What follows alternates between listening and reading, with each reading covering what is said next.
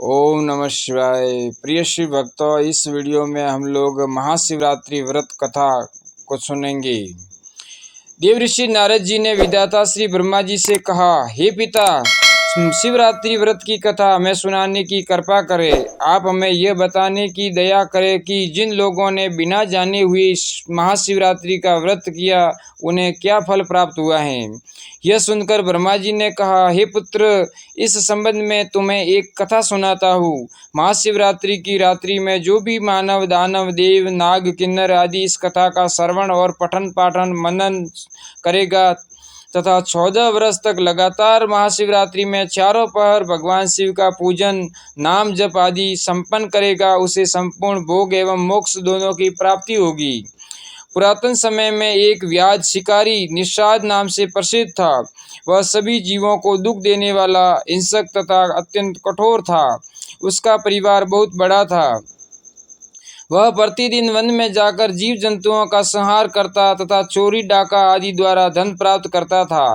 बाल्य अवस्था से ही उसने कोई शुभ कर्म नहीं किया था। जिस वन में वह रहता था वहाँ किसी को चैन नहीं देने देता था। जिस वन में वह रहता था वहाँ किसी को चैन नहीं लेने देता था। इस प्रकार के कुकर्म करते हुए उसे बहुत समय व्यतीत हो गया। हे नारद, एक दिन ऐसा संयोग हुआ कि उसके घर में भोजन समाप्त हो गया। तब उसके माता पिता, स्त्री आदि ने सुधातुर होकर उससे कहा कि हम लोग अब भूख से मर जाएंगे, किसी तरह कहीं से भी भोजन का प्रबंध करो। उन लोगों की बात सुनकर निषाद अपना धनुष बाण ले एक घने जंगल में जा पहुंचा। जिस दिन की यह घटना है वह महाशिवरात्रि व्रत का दिन था, परंतु निषाद इस बारे में कुछ नहीं जानता था। अस्तु, उसी दिन संध्या तक वन में फिरने पर भी भाग्यवश निषाद को कोई जीव जंतु दिखाई नहीं दिया। तब रात्रि का समय हुआ। तब वह निषाद अपने मन में अत्यंत व्याकुल होकर यह विचार करने लगा कि मुझे यहाँ तो कोई शिकार मिला नहीं, तब घर जाकर ही क्या करूँगा। तदुपरांत वह यह सोचकर एक नदी के तट पर जा पहुंचा। हे नारद, इस प्रकार निश्चय करके निषाद नदी के तट पर जो एक बेल का वृक्ष था उसके ऊपर छिप कर बैठ गया और टकटकी लगा यह देखने लगा कि यदि कोई जीव नदी के तट पर पानी पीने आवे तो मैं उसका संहार कर डालूं। जब रात्रि का पहला पहर समाप्त होने को हुआ उस समय वहां एक प्यासी हिरनी उछलती कूदती हुई आ पहुंची। उसे देखते ही निषाद ने अपने धनुष पर बाण चढ़ाया, जिसका प्रभाव यह हुआ कि उस धनुष बाण के आघात से बीलव वृक्ष के कुछ पत्ते तथा निषाद के पास रखा हुआ पीने का जल, शुद्ध जल, वृक्ष के नीचे स्थापित शिवलिंग पर गिर पड़ा। ओम नमः शिवाय। इस प्रकार भाग्यवश उसके पहले पहर की पूजा स्वयं ही पूर्ण हो गई। उस अनजान अवस्था में शिव पूजन हो जाने के प्रभाव से निषाद के अनेक पाप नष्ट हो गए। हे नारद, उधर हिरणी ने जब निषाद को बेल के वृक्ष के ऊपर बैठे हुए तथा धनुष ताने हुए देखा तो उसे संबोधित करते हुए कहा, हे निषाद, तुमने अपना धनुष क्यों ताना है। निषाद ने उत्तर दिया, हे हिरणों, मेरे परिवार के सभी लोग दिन भर के भूखे हैं। अस्तु, मैंने यह विचार किया है कि मैं तुम्हें मारकर तेरे मांस से सब लोगों के क्षुधा का निवारण करूंगा। यह सुनकर हिरणी ने चिंतित होकर अपने मन में यह विचार किया कि मुझे किसी प्रकार इसका संकट दूर करना चाहिए। अस्तु, उसने निषाद को संबोधित करते हुए कहा, हे निषाद, मेरे धन्य भाग्य हैं जो तुम मेरे मांस द्वारा अपना तथा अपने पारिवारिक जनों का मनोरथ पूर्ण करना चाहते हो। यद्यपि इसमें कोई संदेह नहीं कि मेरे मांस से तुम्हारे परिवार का पेट भर जाएगा तथा इसमें मुझे कोई आपत्ति भी नहीं है, तथापि मैं यह चाहती हूँ कि तुम मेरी प्रार्थना स्वीकार कर लो। हे नारद, हिरणी की बात सुनकर निषाद ने पूछा, तुम क्या कहना चाहती हो। हिरणी बोली, हे निषाद, मेरे घर छोटे छोटे अनेक बच्चे हैं। अस्तु, मैं यह चाहती हूँ कि उन सबको अपने बहन के पास सौंप आऊँ। इतना करके मैं तुम्हारे पास लौट आऊँगी, तब तुम मुझे मारकर अपना प्रयोजन सिद्ध करना। संसार में सत्य के समान और कोई वस्तु नहीं है। यह पृथ्वी तथा आकाश भी सत्य के बल पर ठहरे हुए हैं। मैं भी अपने वचन को अवश्य सत्य सिद्ध करूँगी। इस प्रकार उस हिरणी ने घर को आने देने के लिए निषाद से बहुत प्रार्थना की, परंतु निषाद ने उसे स्वीकार नहीं किया। हे नारद, यह देखकर हिरणी ने अपने मन में अत्यंत भयभीत हो निषाद को विश्वास दिलाते हुए इस प्रकार पुनः कहना आरंभ किया। हे निषाद, यदि मैं अपने बच्चों का प्रबंध करके तुम्हारे पास न लौट आऊं तो मुझे वह पाप लगे जो वेद के विरुद्ध आचरण करने वाले मनुष्य को लगता है।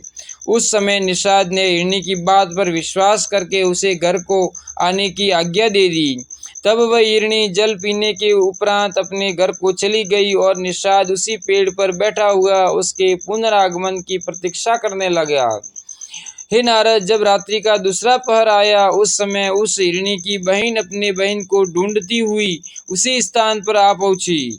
निषाद ने उसे देखते ही फिर अपने धनुष बाण को चढ़ाया, जिसके कारण अनेक बिल्व पत्र टूटकर शिवलिंग पर जा गिरे और उसके दूसरे पहर का शिव पूजन अपने आप हो गया। इस अज्ञानावस्था के पूजन से भी उसके असंख्य पाप नष्ट हो गए। तब दूसरी हिरणी ने पहली हिरणी की भांति व्याध से धनुष चढ़ाने का कारण पूछा और व्याध ने अपना उत्तर दोहरा दिया। तदुपरांत उस हिरणी ने अपने मन में अत्यंत भयभीत होकर इस प्रकार कहा, हे निषाद, मेरे बड़े भाग्य हैं जो तुम मेरे मांस द्वारा अपनी तथा अपने परिवार की क्षुधा भूख का निवारण करना चाहते हो। यह शरीर नाशवान है, अस्तु इसके द्वारा यदि परोपकार हो तो इससे अधिक आनंद की बात क्या होगी। फिर भी मैं यह चाहती हूँ कि मैं अपनी छोटी लड़की को अपने पति को सौंप आऊँ, तत्पश्चात यहाँ आकर तुम्हारे बाण का लक्ष्य बनूँ। जब निषाद ने उसकी प्रार्थना को अस्वीकार किया तब उस हिरणी ने विश्वास दिलाते हुए इस प्रकार कहा, यदि मैं अपनी प्रतिज्ञा भंग करूं तो मुझे वह पाप लगे जो अपनी स्त्री को छोड़कर पराई स्त्री के साथ समागम करने पर लगता है। यह सुनकर निषाद ने उसे भी घर को जाने की आज्ञा दे दी। तब वह तो पानी पीकर चली गई और निषाद उसके लौटने की प्रतीक्षा में जागता हुआ धनुषतानी अपने स्थान पर बैठा रहा। हे नारद, उधर जब हिरणी देर तक घर लौट कर न पहुंची और रात्रि का तीसरा पहर आया तब हिरण उसे ढूंढने के लिए स्वयं भी चिंतातुर तथा तुषातुर हो प्यासा होकर नदी की ओर चल दिया। जब वह तट पर पहुंचा तो उसे भी देखकर निषाद ने अपने धनुष को खींचा, जिसके कारण पेड़ से कुछ बिल्व पत्र फिर शिवलिंग के ऊपर गिर पड़े। इस प्रकार तीसरे पहर का पूजन पूर्ण हो गया। इस पूजन से निषाद के शेष बचे पापों में आधे पाप और नष्ट हो गए।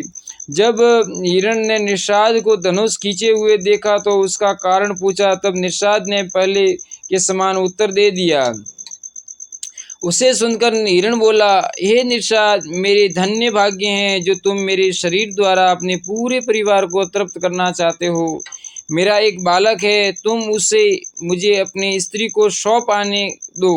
बालक को सौंपने के उपरांत मैं फिर यहाँ आऊँगा, तब तुम मुझे मारकर अपनी अभिलाषा पूर्ण करना।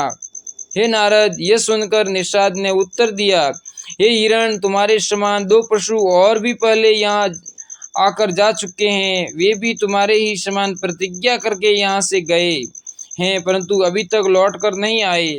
इस प्रकार 2 बार धोखा खाने के उपरांत अब मैं तुम्हारे ऊपर विश्वास करने को तैयार नहीं हूँ। मैं तुम्हें किसी भी प्रकार लौट कर नहीं जाने दूंगा।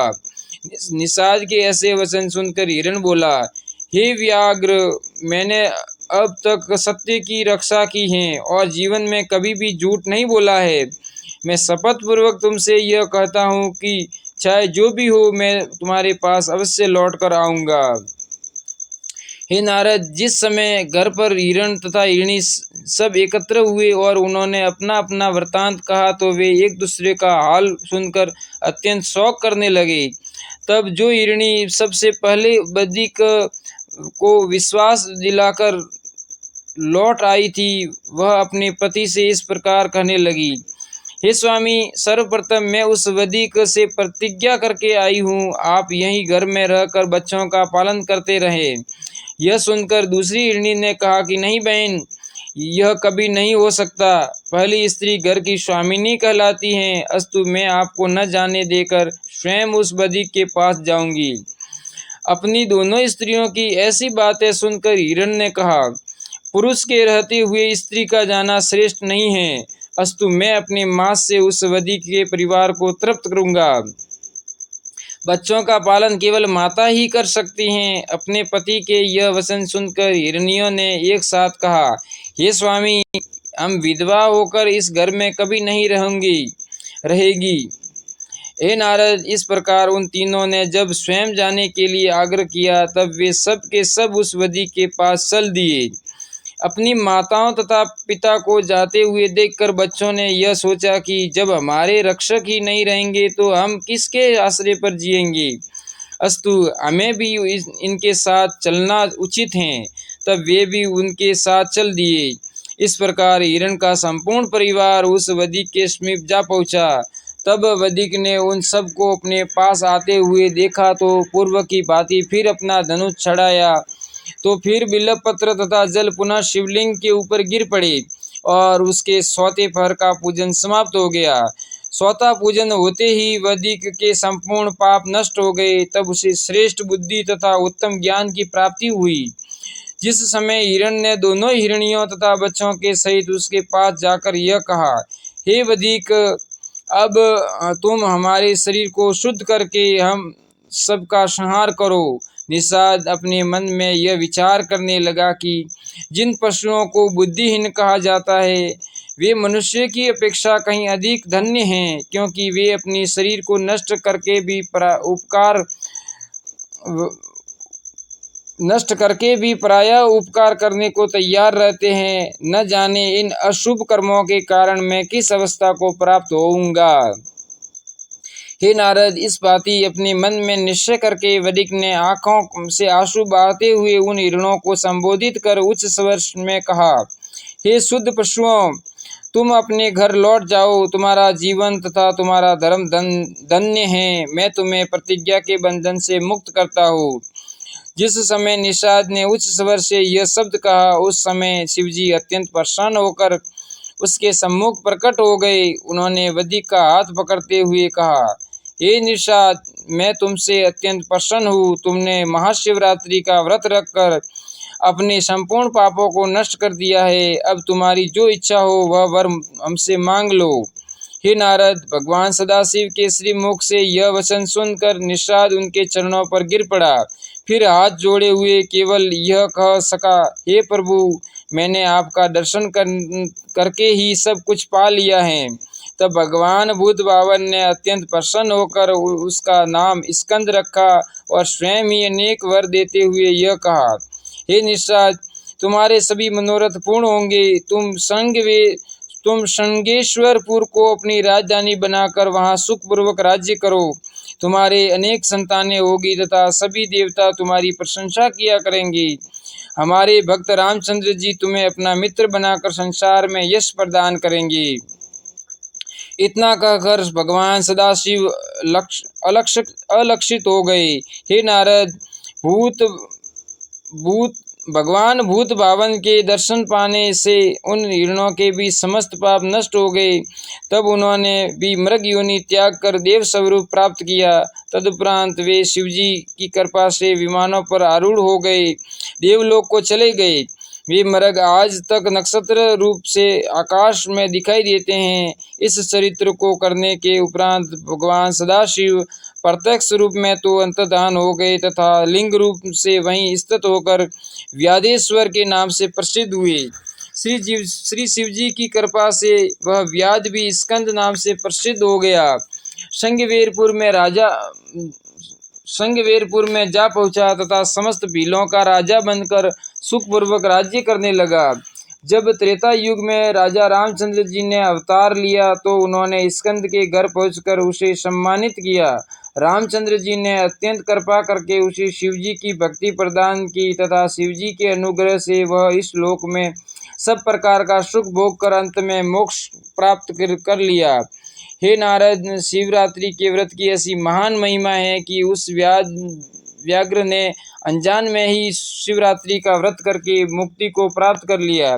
सभी वेद तथा पुराणों ने शिवरात्रि व्रत को सभी व्रतों का राजा का स्वामी कहा है।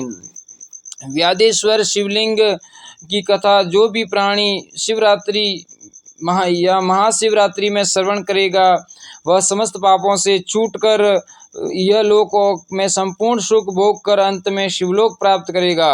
ओम नमः शिवाय। भक्तों, अगर यह कथा पसंद आए तो इस चैनल को जरूर सब्सक्राइब करिए। ऐसी कथाएं सुनने का अवसर आपको बार बार मिलता रहेगा। और इस वीडियो को लाइक करिए और आगे से आगे शेयर करिए। ओम नमः शिवाय।